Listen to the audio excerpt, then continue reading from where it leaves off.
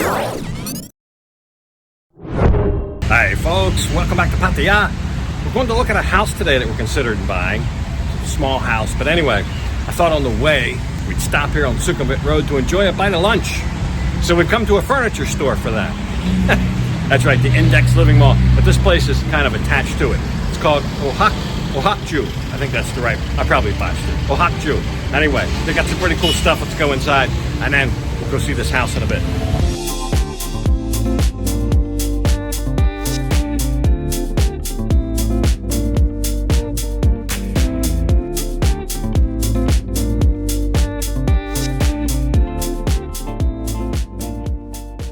So that's right, all part of the Index Living Mall up here. There's a couple other little eateries in there as well, but extensive menus, 3 or 4 things laying out here. This looked good, the fish and chips, and you can choose between barracuda and golden snapper. I think maybe I'll pick the golden snapper. So we'll do a fish and chips and so many healthy options. It's a lot of organic type foods. That's kind of what they fancy themselves as. A lot of healthy options, but I guess we'll try the fish tacos and a fish and chips. There's soups, there's salads, there's all sorts.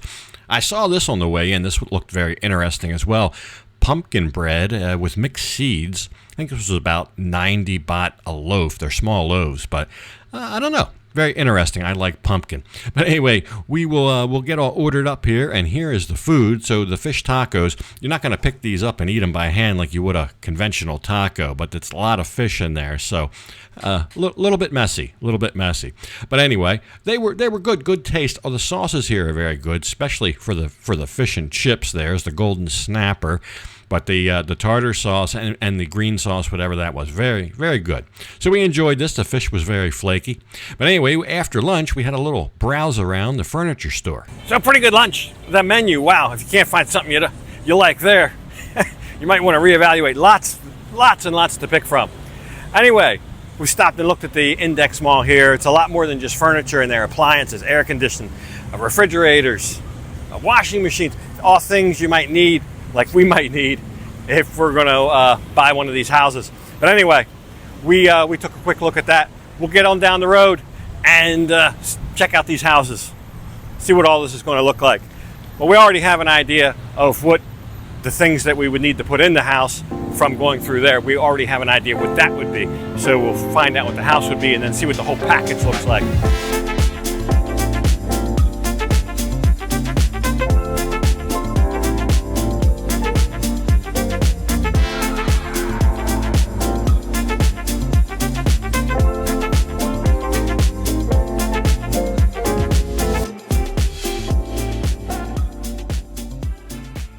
So I'm stood inside a $5,000 house, about 170,000 baht. Brand new house. This would be a modular house.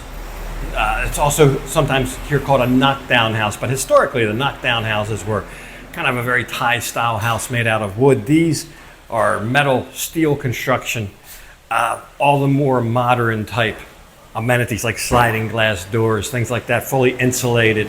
And historically, knockdown houses, when you got a knockdown house, there wasn't insulation. It was basically just a bunch of lumber nailed together. That's not really what this is. It's all wired behind the studs, insulated in between the studs, roofs, etc., plumbing fixtures. So they have a bunch of models. We've come out to like a factory here. I'll put a link in the description of where this is. It was about 1 million twists and turns to get here, and it's such a hot day. Oh, I'm burning up. The clouds can't come quick enough. But I think overall, this is a very inexpensive way to go. If you have a piece of land, if you're renting a piece of land or you own a piece of land, to buy one of these, have it plop down on that piece of land. You still have a couple obstacles though. You've got to get power. You got to make sure you have power. You got to make sure you have some kind of septic or leach field or septic tank or something. And of course, water. Now water is usually done with water tanks. A big water tank, about 2,000 liter water tank can be had at the home store, and that's what most people use. So the fresh water coming into the house isn't such a problem. Usually they put that up a little bit, and sometimes it's gravity fed to provide the water pressure. Other times there's a pump. But either way you go on that, you have the water isn't too long of a putt. Your wastewater, more times than not, will be a septic tank and or with a leach field. It might be a septic tank you have to get pumped out. depending on where you are, how close you are to the coast. Where we're thinking about putting this, I think a leach field would work fine. In fact, it would probably help the crops grow. Up in Korat, we have a small piece of land there to build one of these houses, or to put one of these houses. They would just deliver it. The biggest obstacle we have is electricity. So it would kind of almost have to be off grid, because there are no power lines coming back there. And Land wants to do solar, which I'm not a big proponent of solar, but here they have some of the most modern types of solar, and a lot of people are using them. So that's another thing we're going to look into. I'm just skeptical. If you had a cloudy day and the batteries didn't charge at night, can you run an air conditioner at night? And an air conditioner pulls a lot of watts. Lights and all that stuff, running a computer, probably no problem. But running an air conditioner all night without the direct rays of the sun, just kind of off that battery pack that's charging with the solar, I'm a little skeptical of that. Anyway, let me know if you guys know anything about that, if you have any experience with it. Should I be concerned about that or not? But I'm finding out. I'm in the process of doing the homework. But the house, I don't know. I kind of like these. There's different sizes and prices. So this is the small guy for $5,000. The one I like, the one that I think would be the best fit. Oh, by the way, this one for $5,000 is only about 15 square meters inside. Now, keep in mind, a lot of your living space will be outside. Wherever you plop this down, you put a patio, you put an awning. I don't like their patios that they build onto the houses. I would just rather do our own that kind of conforms with the land, rather than paying extra for that. Just the house, the sleeping area, the bathroom, etc.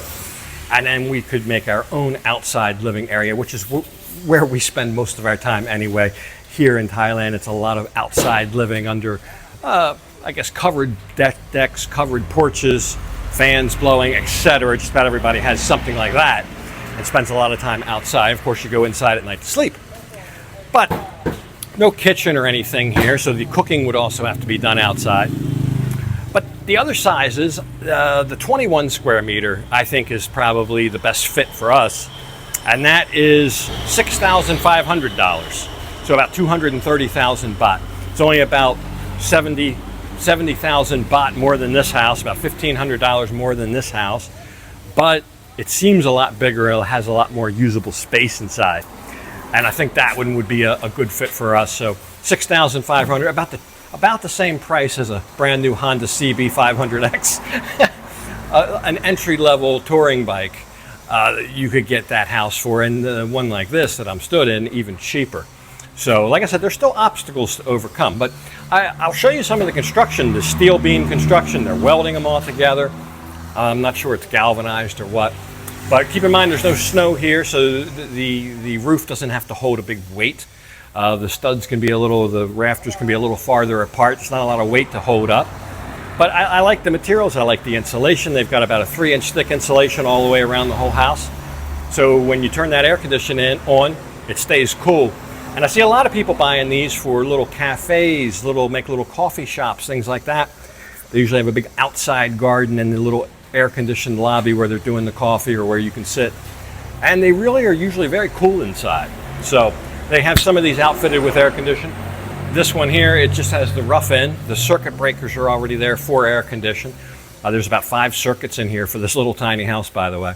But you can see the rough end back there, the wire that's hanging out. That's where you would put your air conditioner. We just looked at air conditioners. I think one for this house would be about 15,000 baht. So installed, that include installation. So about $400 or something like that for air conditioning. And that would be all you need with the way it's insulated in here and the small size. About the size of a very small condo. There's condos that are 20, 23 square meters. That's about what this is. But this would just be like a vacation house for us, a place to stay when we want to go up country. And we don't have to be in a resort, and we can have our own comfortable bed, et cetera, and be kind of really out in the country in the middle of of nowhere if all this works out. So I always wanted a place like that. I think it's a great escape and just a great place to be and kind of connect with nature, but still like the comforts. I don't like roughing it. But anyway, I'll show you guys around here. These newer knockdown houses are definitely an option. I think, I don't know, we've got some details to go over, but if everything aligns, Might be getting one of these and be a little tiny off-grid house in the middle of upcountry, kind of in the middle of nowhere. So this big one they're building behind me is like the biggest one. I'll try to find out how many square meters this one is, but that one's like the most expensive one they have. That's like, comes out to about $8,800, 310,000 baht. So roughly 9,000, a little below 9,000. So this one could be as many as like 32 square meters behind me, 32, 33 square meters. And they really put these up quick just since we've been here. And we're not trying to stay here all day because it's hot. But just since we've been here, they've finished the roof studs and are already putting the roof insulation up and then the roof panels, which look like some kind of metal, just a metal panel that the rain glides off of. So they really put these up quick. Down here, they've actually built one of these whole cafe type deals with one of these style houses. And they put all the little tables out and everything. They're actually open as a cafe. And I don't know that anybody comes here to get a cup of coffee because it's a construction site. They build them here and then they truck them out. But anyway, I think more just to show what's possible. And you do your own outdoor type landscaping like this. So even though you just have a $6,000 to $9,000 house like that, you really can have a nice area all lit up at night with a little pond, all the amenities. A good way to start in business for a little country type business, I guess. I think that the bigger one would be a little overkill for us, and we'd probably only be spending a week at a time there or something like that. But it tantamount to kind of like a hotel room, but we could put our own things in there and be comfortable. That's right. So there it is, the $5,000 house. Kind of small. Some people probably have garden sheds bigger than this, but this is actually the same kind of house you get a lot of times when you're up in the country and you go to one of these resorts, like we had a couple episodes ago up in Korat. You don't get anything much different than this to begin with, and to the tune of 600-700 baht a night.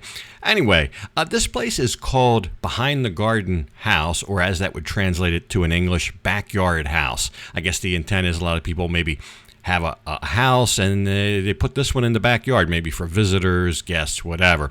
But they have their own Facebook page, as I showed you there. They even have a YouTube channel.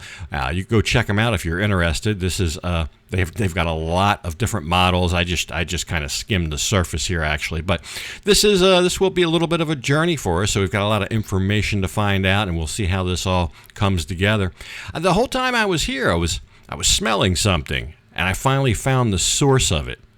They had a goat pen in the back, kind of behind where they were building the houses. They had a goat pen. I couldn't quite place that smell, but it was oddly familiar. They did have some specials going on here, even at the little house, the $5,000 house.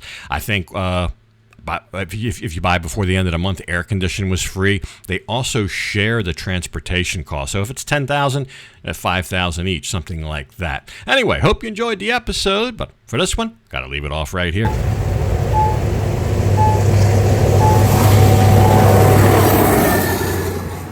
And as usual, I'll thank you for watching. And until next time, bye for now.